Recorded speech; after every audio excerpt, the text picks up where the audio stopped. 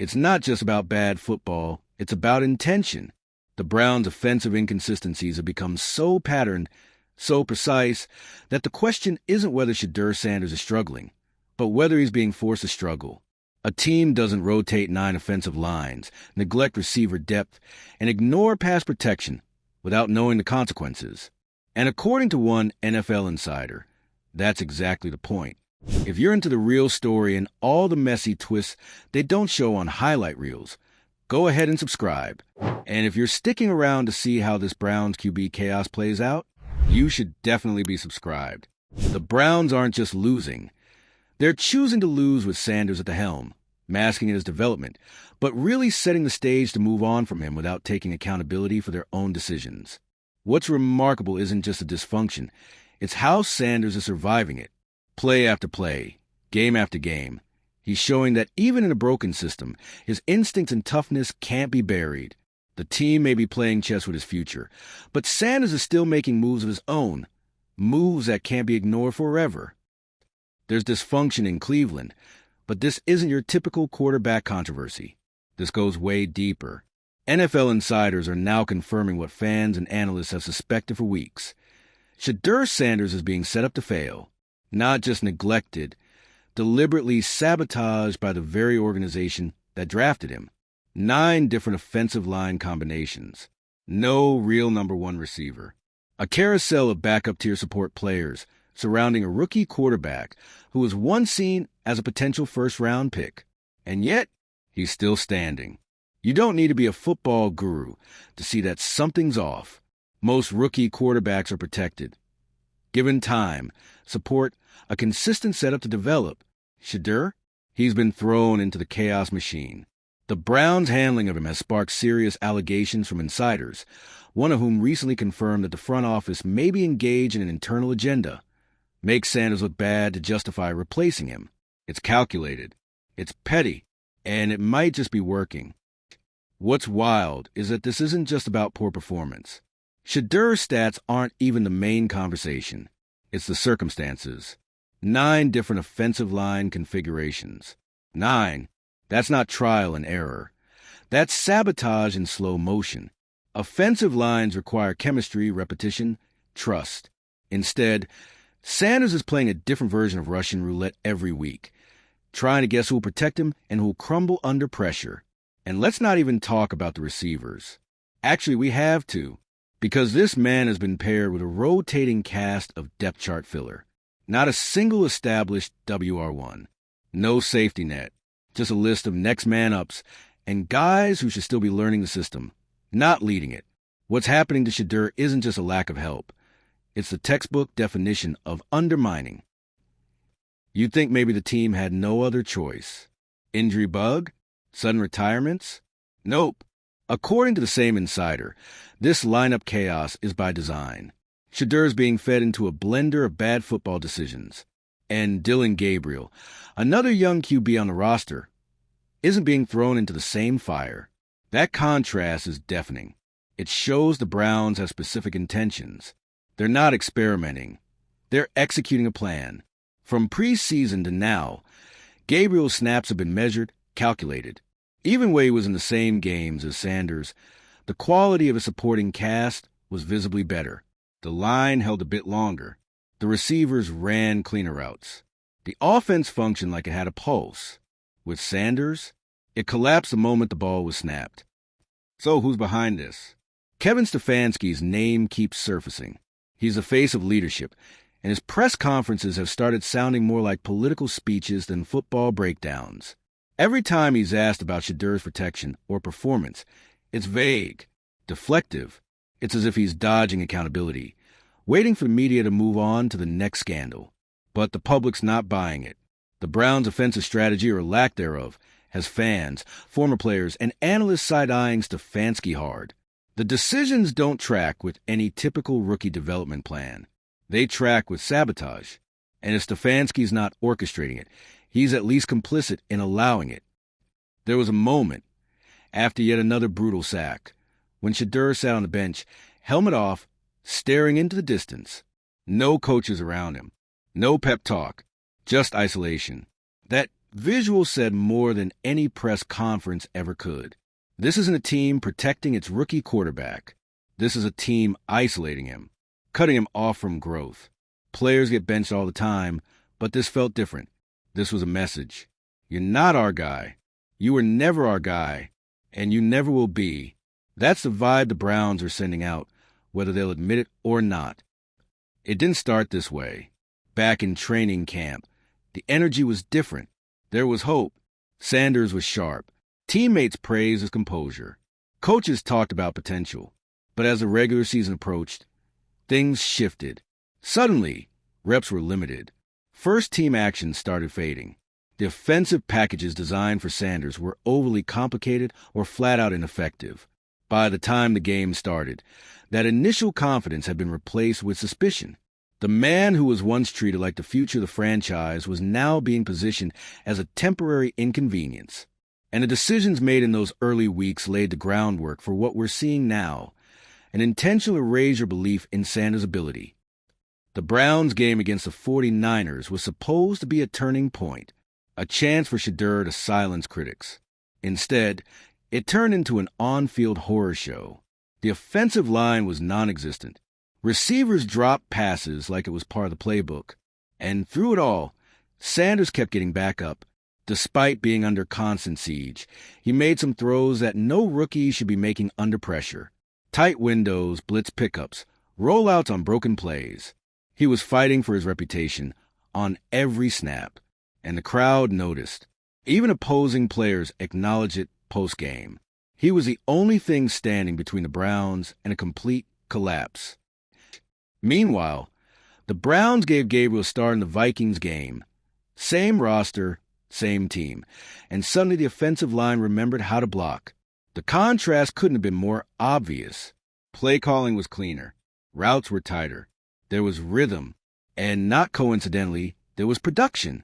Fans who had been told Sanders was a problem now had eyes on proof that maybe, just maybe, the problem was elsewhere. It's not a conspiracy theory when the film confirms it. The offensive execution is selective, and Shedeur's consistently on the wrong side of that selection. Even when he speaks to the media, Sanders doesn't sound like someone who's unraveling. He sounds focused, honest, composed. His interviews are less about blame and more about accountability, which makes the situation even more frustrating. He's doing everything right, saying the right things, working through the chaos without pointing fingers. And still, the system around him continues to fold. Insiders have started to whisper that this might be part of a larger plan, that the Browns are playing a long game, tanking not just for picks, but for a new quarterback entirely. By making Sanders look like a bust, they can sell the narrative that they need to restart. It's manipulative, but it's not out of character for a franchise that struggled with consistency for years. The season's timeline tells the story. Loss after loss, the Browns refused to make the kinds of adjustments that would protect their investment in Sanders. No major personnel changes. No simplification of the offensive scheme. No effort to recalibrate the game plan to his strengths. If anything, they double down on the chaos every week. And yet, Shedeur doesn't crumble. He adjusts. He scrambles. He still throws darts when he gets the rare clean pocket. That resilience is what's keeping the whispers alive. The hope that if he can survive the season, maybe there's a future somewhere else. A franchise that sees what Cleveland refuses to acknowledge. He has what it takes. He just needs a real shot. When the Browns faced off against the Titans, the setup looked familiar. Another week, another patched-together offensive line, another set of broken plays. Sanders spent the majority of that game running for his life. Again, and despite all that, he still delivered. 1 touchdown drive, multiple third-down conversions, and 0 sideline tantrums. That's more composure than most veterans show when their team clearly isn't protecting them. But it didn't matter. The post-game narrative from the coaching staff was the same recycled script. We need to execute better. No acknowledgement of how absurd the play calling was. No discussion of the fact that the protection collapsed on nearly every drop back. Just vague statements designed to deflect any accountability. The pattern is impossible to ignore at this point. Stefanski looked calm on the sideline, arms crossed, calling plays like he wasn't watching a live meltdown. There was no urgency in the play calling, no adjustment mid-game, no effort to slow the pressure with screens or quick throws. Just static formations, slow developing routes, and another 60 minutes of throwing Sanders to the wolves. Even in the post-game photos, he doesn't look rattled. That's what's so strange. Most coaches will be visibly frustrated watching their rookie QB take hit after hit. But Stefanski, it's like he's watching a different game. And maybe that's because his goals aren't aligned with Shedeur's success. That disconnect is starting to look less like incompetence and more like intent. When you string together the clips from Sanders' season so far, it starts to look like a highlight reel failure. Except the failure isn't his. It's the system's. Time and time again, he's under pressure before he even finishes his drop. There's no pocket to step up into. Receivers don't finish their routes. The play design offers no options. But in the middle of all that, there are flashes, brilliant throws, clutch scrambles, gutsy decisions. You can see the talent. You can see what he could be with even a fraction of proper support. And that contrast between what he's doing and what the team is giving him makes the situation look even worse for the Browns. Shedeur hasn't called anyone out publicly. He could. He has every reason to.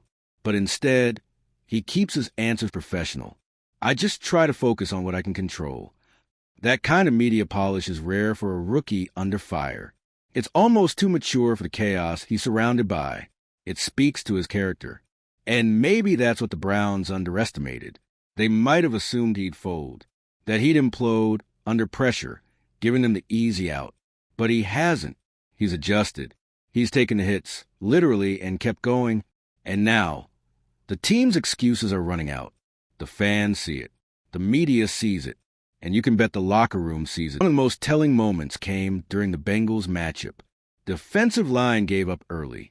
You could see in the way they dropped their heads after every sack. The protection schemes were a joke. Defensive linemen got free runs at Sanders like it was part of the game plan. Still, he stood in there and threw a dart on 3rd and long. Took a hit, got back up, rallied the huddle. That's not a quarterback who's lost. That's a quarterback who's being wasted. And the decision to continue starting him behind that kind of dysfunction makes the Browns' motives harder and harder to defend. Compare that to Gabriel's outing against the Patriots. The offense wasn't perfect, but the line held. The play calling was sharper. There were adjustments at halftime. It felt like an actual NFL game plan. And that raises the obvious question. Why isn't that same effort made for Sanders? If the team has the capacity to build a functioning offense, why don't they do it for the guy they drafted to lead their future? The answer, based on insider accounts, might be as dark as is strategic, because failure helps them move on. If Sanders tanks, the front office gets a clean slate next draft. They can spin it however they want. The Shedeur versus Gabriel comparison has started to dominate fan forums. Both are young. Both were highly anticipated, but their treatment has been night and day. Sanders was handed chaos. Gabriel was handed structure. It's not just about skill anymore. It's about context. And here's the thing. In the few moments where Sanders did get a clean pocket, he outshined Gabriel. His arm talent is undeniable. His poise is next level. So why is the team stacking the deck against him? That's what the insider revelations have made crystal clear. This isn't a developmental hiccup. It's a strategy. Eventually, the body breaks down. Sanders has already taken more hits this season than most rookies do in 2. Photos from recent games show him wincing, holding his side, walking with a limp. And still, the coaching staff trots him out there behind a makeshift line like nothing's wrong. If this continues, it's only a matter of time before the damage becomes permanent. And maybe that's the final part of the plan. If he gets hurt, they don't have to bench him. They can shift the blame. They can say, we were building around him, but unfortunately, injuries got in the way. It's cynical, but it fits the pattern. Back during the preseason, when the hype around Shedeur was still fresh, you could feel the energy. He was engaged, animated on the sideline, coaching guys up. That's all but disappeared now. Lately, he's been standing alone, watching, waiting, like he knows something's off but can't say it out loud. That transformation from engaged leader to sidelined observer, is the clearest sign that whatever plan the Browns had for him has changed. And unless there's a radical shift in organizational behavior, it's hard to see how this ends well for him. After his first preseason game, Sanders stood at the podium and talked about building chemistry, developing with the line, and learning the playbook. It was hopeful, optimistic, but that version of Shedeur feels far away now, because that trust, the idea that the team was invested in his growth, has been broken. What the Browns are doing isn't normal rookie development. It's sabotage disguised as strategy, and the league is starting to take notice. There are already whispers from other teams, from players, from scouts. Get him out of Cleveland. Because the truth is, if Shedeur Sanders survives this, if he makes it out with his body intact and his confidence unshaken, he could thrive anywhere. The Browns might not want him, but the league absolutely does. By the time the Browns took the field against the Raiders, fans weren't even asking if Sanders would play well. They were asking if he'd survive. The offensive line looked as makeshift as ever. Blocking assignments were missed on the first drive. On the second, he was hit before he even finished his read. And on the third, he was sacked twice in the same series. If you watch the game closely, you saw it. A quarterback forced to create magic while being actively abandoned. And somehow, he still managed to push the team into field goal range twice. That's what makes this all the more insane. Even under sabotage, Sanders is producing more than the team deserves. And you'd think that kind of resilience would earn him support from his coaches, right? Wrong. Post-game, Sanders stayed calm. "We got to clean things up, starting with communication," he said. No finger-pointing. No passive aggression. Just composure, which is a lot more than can be said for the coaching staff, who once again gave vague answers when asked about protection schemes and offensive game planning. Stefanski's tone was business as usual. "We believe in our guys," he said. "But which guys? Because it clearly isn't Sanders. If the game plan is so consistently dysfunctional and the personnel never changes and the quarterback's the only constant, then either they're blind or this is exactly how they want it to go." There was one sideline shot that said it all. Stefanski and Sanders, standing feet apart, never acknowledging each other. No mid-game huddle, no encouragement, not even eye contact. It's not just bad vibes, it's avoidance. And for a supposed franchise quarterback, that kind of disconnect from your head coach is damning. It doesn't take an expert to read the body language. Stefanski looks checked out when Sanders is on the field. The headset is on, the eyes are elsewhere, and the rookie who should be getting mentored is being left to figure it all out alone. At this point, even casual fans can see it. The relationship is broken, or maybe it never existed at all. The Browns-Packers matchup was one of the lowest points of the season. Sanders was pressured on nearly every snap. One drive in particular stands out. 5 plays for hits, 2 sacks, 1 throwaway. No time, no rhythm, no chance. And still, he didn't fold.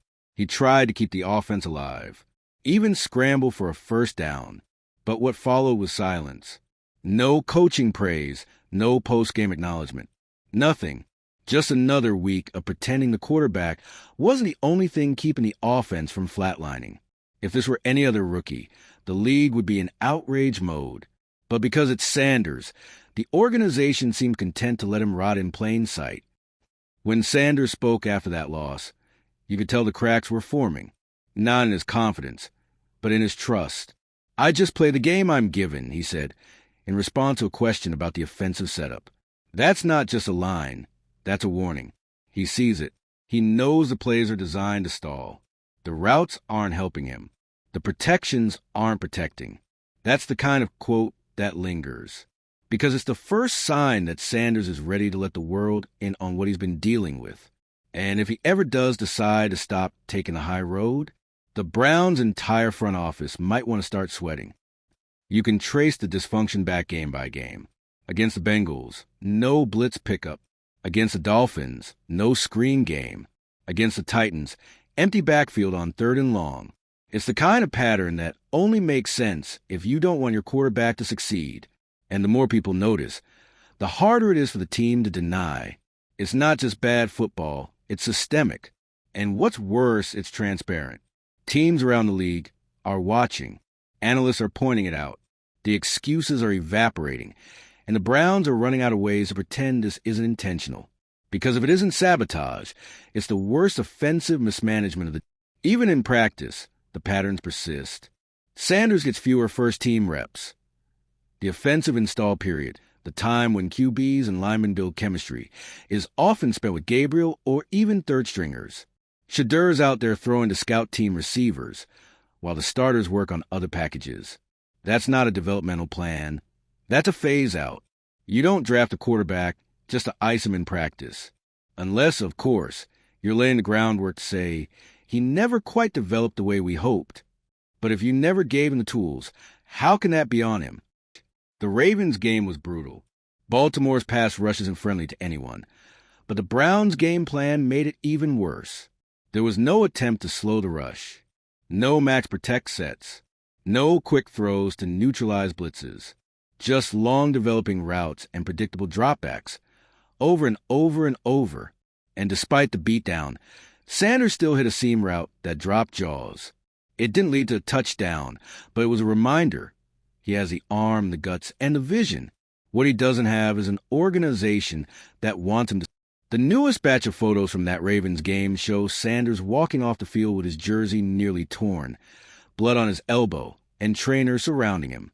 It looks more like a post-battle shot than a football game, and yet he played all 4 quarters. No complaints. No theatrics. You look at those images and think, what if he had protection? What if this was a team that actually tried to build around him? How different would things be? Because right now, all we're seeing is one man fighting against a system that seems determined to break him. The Bears game should have been a turning point. Chicago's defense isn't elite. It was a chance to reset, to build confidence. But once again, the Browns rolled out the same dysfunctional setup. Rotating guards, miscommunications, a running game that disappeared by the second quarter. It wasn't just a missed opportunity. It was sabotage on repeat. Shedeur still had moments. He completed a deep ball that had fans out of their seats. But every flash of talent was immediately followed by collapse. And after a while, it starts to look deliberate. Because no team can accidentally be this consistent at failing to support their quarterback. You don't need a press credential or access to the locker room to understand what's going on here. The writing's been on the wall all season. This is not a quarterback being developed. This is a quarterback being discarded in slow motion. And the worst part? Shedeur Sanders still shows up, still plays hard, still answers questions with grace. Because that's who he is. The Browns can spin the narrative all they want, but the footage doesn't lie. The insider confirmations only make it louder. There's a pattern of deliberate sabotage happening here, and it's costing a young quarterback his shot. But here's the truth that they can't erase. Talent like Sanders doesn't just vanish. It doesn't get buried forever. It comes back. Somewhere with the right team, it rises, and when that happens, this whole season will be remembered for what it really was. The year the Browns tried to erase a star and failed. If you're as tired of the gaslighting as we are, let us know what you think. Drop a comment.